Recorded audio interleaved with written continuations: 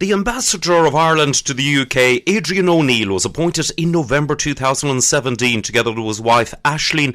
He has been very visible in the Irish community throughout Britain, visiting centres and supporting events. Now, many of you will have seen, met him or read of his activities in Irish community publications. I'm pleased to welcome him to the programme. Adrian, great to speak to you. Gerry, it's a pleasure. Nice to talk to you.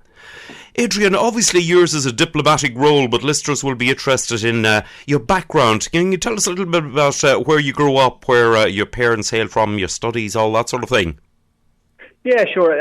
I'm kind of born and bred in Dublin, in the area of Crumlin or Walkinstown, which is, for people maybe Dubs who are listening in would know, it's kind of in the southwest part of the city. My parents were from rural Ireland, father Longford, mother Tipperary. As I was growing up, I was often packed off there for holidays with my country cousins. So I learned a great appreciation of rural life and got my great love of hurling from hurling with my Tipperary cousins. I wasn't much good, but I still loved the sport. And I kind of went to Trinity College, did a degree in history, joined the Irish Civil Service, have been in the Irish Diplomatic Service since 1983, and I've had a number of postings abroad: Madrid, Boston, Washington, and now London. And myself and my wife Aisling, we've been here since September 2017, and we love it hugely. Excellent, great insight. Now, the Irish community in Britain is well established, dating back many decades, and strengthened by younger people from Ireland, or those indeed born here identifying as Irish, who continue to add to its vibrancy. Now, it makes a significant contribution across all sectors: charitable organisation, health, care, education, business, arts and culture. Now, prior to the COVID-19 outbreak, which has hit everyone so hard, how are you enjoying your time here? I'm enjoying it immensely, Gerry, and you're absolutely right. I mean, the Irish community, Irish people, whether they're people kind of migrants who've come to live in Britain, or indeed children or grandchildren of migrants of Irish descent, are really deeply embedded across all parts of British economy and society. And I don't think in the period that I've been here, I mean, there isn't an institution that I have visited, even in the heart of the British establishment, that I haven't come across somebody who's from Ireland, or at the very least, maybe a son or daughter of Irish parents. And it really is wonderful to see. And I think that Irish community, who contribute so much to all aspects of British society, are a really great reputational asset for us in Ireland.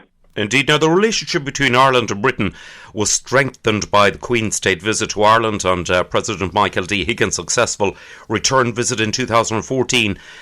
Then came Brexit, a huge topic, so we won't let it dominate our chat, but it poses challenges. Do you still see bonds, given the domains are next to each other's nearest neighbours? Also, can you give assurances to Irish citizens who have concerns about their status? I'm referring to the common travel area. Yeah, Gerry, well, you're absolutely right. I mean, I was really very fortunate to be working in the Office of the President in both in 2011 and 2014 for those two state visits, and both of them were absolutely remarkable celebrations of the really entwined relationships between Britain and Ireland. And I suppose if you look back at those, you say they were the high watermark of the relationship. Now, things Brexit has I suppose altered that to some degree, but I'd say only to some degree, because I really believe that while Brexit does represent a bit of a cloud in the relationship, I still think that the fundamentals of the relationship are still very strong, and I think we're working our way through the challenges of Brexit, and I think on the far side of it, I think Ireland and the UK will still be very close neighbours and friends, because at the end of the day, we can't alter our geography. We can't alter the fact that in demographic terms, the peoples of these islands are very close. We will continue to travel to and fro very frequently. I'm always struck by the fact that, for example, London-Dublin is the busiest air corridor in Europe and the second busiest in the world. And that reflects just the degree of movement and interaction there is between our two populations. You mentioned the common travel area. You're absolutely right. There were a number of things in the Brexit negotiations that represented a big challenge for us, and particularly, obviously, the question of maintaining an open and invisible border on the island of Ireland. But happily, in relation to the common travel area, the outcome of the Brexit negotiations was very clear, and it's now in the treaty that has been signed between the UK and the European Union, and it provides that the common travel area will continue. It will be maintained in all its aspects. There will be no change there. So that means that even after the UK has left the European Union and the transition period is over, the common travel area continues to apply. Irish people can continue to live, work, study, have access to public services in the UK as they did in the past. And indeed, British citizens enjoy the same rights in Ireland.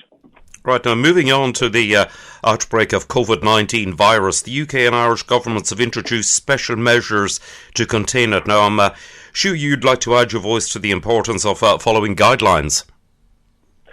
No, absolutely. I mean, the measures that both governments have adopted are very, very similar when it comes to things like social distancing, for example, travel restrictions, the measures that were taken to discourage all non-essential work and employment and economic activity, which unfortunately, does obviously have an economic consequence and a social consequence, but is absolutely necessary if we are to fight this virus. So yes, I mean we here in the embassy we're absolutely in full compliance with those measures.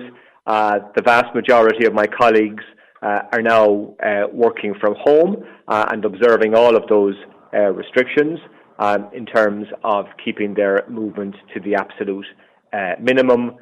We only operate a skeleton staff in the embassy with 2 people every day coming into the embassy. In my own case, I'm in my own office now, but I can walk here in from home in about 10 minutes. But I think social distancing and complying with all of those restrictions are absolutely necessary if we're to give all those wonderful people in the NHS the best support we can in combating this disease. And I'm very conscious in that regard, Gerry, that there are so many Irish women and men, thousands of them, who are actually on the front line in the NHS. Indeed, so many working in the NHS and indeed the HSE at home. Now, unsurprisingly, this crisis has brought out the best in the Irish community, as you alluded to there. Now, the Irish are Britain's oldest ethnic group. Many are vulnerable. Now, we've increased our output to broadcast 7 days a week here from Monday to Friday 1 to 3, Saturday and Sunday 11 to 1, taking dedications, connecting people, etc. Now, we'll raise awareness of numerous initiatives by giving out information and talking to organisations offering practical support. You can listen out for helpline numbers for those who aren't online, pass them along. Now, commendably, those who usually cater for social engagement have come up with alternatives. The Irish Cultural Centre and Irish Film London, they've launched platforms to bring entertainment to our homes. The Irish World newspaper can be posted out or accessed digitally for a low-cost subscription. The Irish Post are still publishing. For those isolating, they have a subscription service for their print edition. Now, both papers are a great source of information. Details will follow later in the programme on this and other groups stepping up. Adrian, it's all heartening to witness the efforts and the gallant things being done. No, you're absolutely right, Gerry. I think the Irish community have responded extraordinarily well and have mobilised themselves very quickly in response to this crisis. And those organisations who provide a lot of welfare services to our citizens, particularly the more vulnerable and the elderly. And some of them, for example, obviously they've had to adapt to the new circumstances. For instance, it's obviously not possible now for Irish pensioners, lunch clubs and things like that to continue. So those organisations who provide those services have been remarkably effective and rapid in trying to find other ways that they can reach their clients in their homes. And I want to commend all those organisations who have been so responsive in terms of trying to maintain the best services they can during very difficult times. And I mean that's not just happening in London; it's been happening all across Great Britain. And I mean, one case in point is in Leeds, where a number of the Irish organisations in Leeds have come together to establish a kind of a phone helpline that operates for the Irish community in Leeds, and anyone who rings into that dedicated phone number, then one of the organisations involved in that collaborative effort is able to respond. And as you mentioned then as well, a number of organisations have actually have gone digital in responding, like Irish Film London and the Irish Cultural Centre. And other organisations are reaching out to be part of the wider effort in the community in terms of responding to the crisis. So that, for example, I mean, I see that the London Irish Centre now has become the hub for the wider community effort in the whole Camden Council area in terms of responding to the people there, the most vulnerable who are being shielded or cocooned for the 12 weeks. So I think there's a lot to be proud of, Gerry, in terms of the response of the Irish community.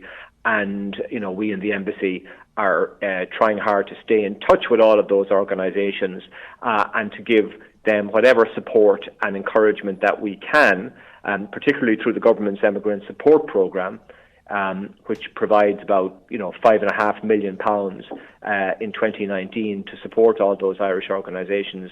So, working with the Emigrant Support Programme and the resources that it provides, we are talking to all of the Irish community organisations about how we can best help them in their response to their communities. Excellent. Now, recently the Enterprise Ireland office has been opened in Manchester. There's plans for a third diplomatic arm in the north of England to add to the embassy in central London, and also a presence in Cardiff and Edinburgh. Yeah, that's right, Gerry. Well, we had we did open consulates back in 1999. We opened consulates in Cardiff and Edinburgh when the devolved administrations were established for the first time. Now, sadly, in 2009, during the financial crisis, when there were major budgetary cutbacks, we were forced to close our consulate in Cardiff. But I'm very happy to say that last year we reopened that consulate. And our new Consul General, Denise Hanrahan, is on the ground in Cardiff, and Jane McCulloch, our Consul General in Edinburgh, and her team are on the ground as well. So we're very, very conscious that our relationship with the United Kingdom and with Great Britain must be with all of Great Britain. It cannot just be simply London-centric. And having our consulates in Cardiff and in Edinburgh is a very important part of our outreach to the communities in those two countries. And we also have plans. The government made a commitment that it would look at the question of opening a further consulate in the north of England. And that is something that we're hoping to advance as quickly as we can. And as you say, Enterprise Ireland have recently opened an office in Manchester, and if we're able to open a consulate in the north of England, hopefully sometime in the near future, that would really give us significantly improve our footprint in that region. Excellent. Do you have a message for our audience at this very difficult time with travel, work, social lives, and well-being? I suppose. I mean, at this Easter time, Easter is always kind of a time of renewal, and a time of when we're kind of coming. We're definitely kind of coming out of winter and into spring and renewed growth. And I suppose there's probably a strong sense of frustration that a time of the year when we're normally going out for the first time and enjoying the warmer weather and the growth, we're all still indoors as a result of the virus. So I suppose my message would be stay strong, stay resilient, despite the bad news we hear on a daily basis in terms of the awful impact of this virus. Maintain your hope and your courage. And there's one line of Seamus Heaney which has given me. I've been thinking a lot about in recent days and weeks. The line is something along the lines of believe that the farther shore is reachable from here. So, and I think we must maintain that belief, and the belief that we will come through this, and there will be a farther shore, and we can then look forward again to something that resembles normality. Indeed. Lovely to speak to you, Adrian, and I hope to speak to you when it's all sorted out and in happier times. Thank you very much indeed for talking to me. Thanks, Gerry, and a happy Easter to you and to all of your listeners, and with the work that you are doing in terms of, as you said, kind of broadcasting more and so on, and reaching out more, I think is hugely important in helping people to stay connected and maintaining us all in good heart during this difficult time. Adrian, thank you very much indeed. Okay, slán.